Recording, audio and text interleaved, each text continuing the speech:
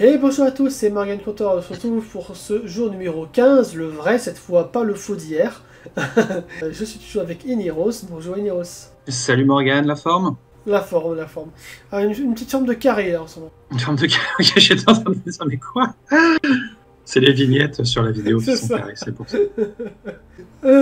Aujourd'hui, nous allons parler d'un bon équipement pour un PJ, un personnage joueur.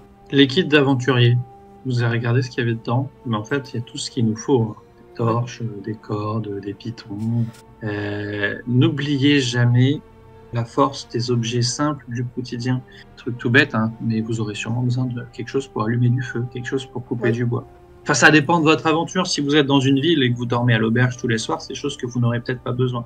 Oui, Par contre, une corde, à mon avis, quand vous allez explorer des trucs, vous allez avoir besoin de vous encorder, de vouloir vous assurer que vous n'allez pas tomber. Enfin voilà. Regardez dans l'équipe d'aventuriers, vous allez voir, il y a plein de choses très intéressantes. Si vous ne voyez pas dans le noir, ce qui est le cas de la majorité des humains, prenez des torches. Ça vous aidera quand vous serez dans le noir.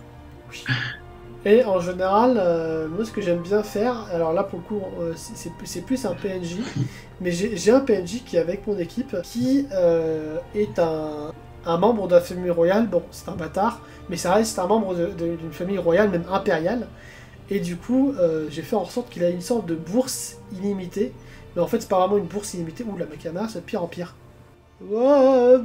J'étais... Tu m'as coupé en plein suspense, là, cette histoire de bourse illimitée. Moi, j'ai envie d'en savoir plus. Voilà. En gros, il a une sorte de bourse illimitée parce que c'est un fils de noble, hein, clairement. Ça reste un bâtard, mais c'est clairement un fils impérial. En fait, il utilise un petit peu des sortes de bons en mode, tu sais, il donne un petit peu une pièce impériale en mode, c'est une promesse pour plus tard. Tu recevras peut-être le double, le marchand recevra peut-être le double plus tard de l'Empire. Et du coup, en fait, j'utilise un petit peu cette triche entre guillemets là pour aider mes joueurs quand ils sont un petit peu dans la sauce, qui peuvent pas se payer tout leur équipement, ou que lui-même, le personnage en question, ne peut pas se payer tout son équipement parce qu'il utilise quand même des armes, des proto-pistolets qui sont assez chers dans mon univers. Les munitions sont assez chères, donc du coup j'utilise un petit peu cette astuce-là. Ok.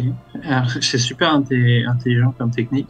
J'ai cru que tu allais me dire j'ai un PNJ qui se balade avec des torches pour éclairer les joueurs pendant le jeu de rôle. C'était aussi une idée géniale, hein, mais je n'y ai pas pensé. Je pense que quand je serai joueur, si on a ce genre de truc, je vais proposer de recruter un teneur de chandelle. Torchman, palapalapala. Et ben voilà. Et ben voilà, c'était Morgan. On se retrouve demain pour le prochain jour du RPG Day. A plus tout le monde.